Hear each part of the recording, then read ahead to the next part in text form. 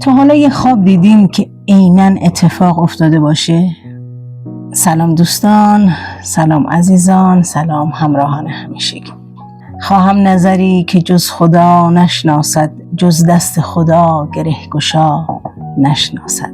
خواب فقط یه استراحت برای بدن نیست. خواب یک نوع اتصال به عالم معنا برای دیدن یک واقعیاتی که خدا، یک روحایی که آمادگی دارن، خدای واقعیات رو در عالم معنا به اونها نشون میده.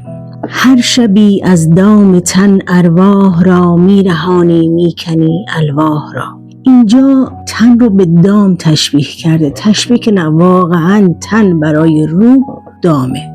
روح که مکانش، مکمنش و اصلا جای اصلیش عالم ملکوته، موقع خواب از این دام رهایی پیدا میکنه، میره به جای اصلی خودش و در اونجا واقعیاتی رو که لازمه میبینه، البته روحایی که آمادگی دارن.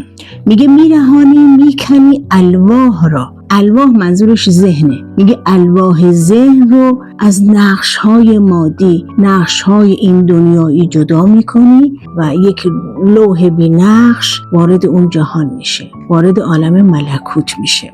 ما از حواس ظاهری جدا میشیم ولی حواس باطنی سر جای خودش هست. اونجا ما یه چیزهایی رو، واقعیت رو به صورت خواب میبینیم. این خوابها دو دستن. حالا اگه وسوسه های شیطانی باشن و یا مثلا به علت شکم پر خوابیده باشه و یه خوابهایی رو ببینیم، اونا که هیچی، خوابهای مغشوشن. ولی یه خوابهایی هستن خوابهای صادقه. اینها سه دستن.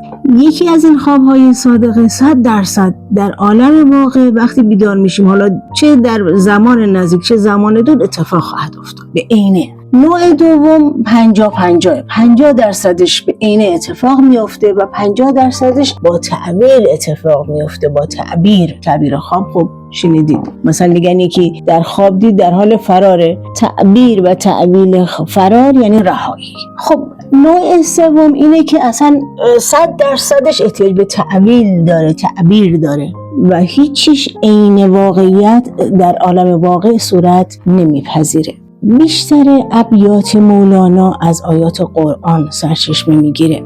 در آیه 24 سوره زمر خداوند میگه ما به دو نوع روح رو از جسم جدا میکنیم. یکی موقت که عالم خوابه، یکی هم دائم که مرگه.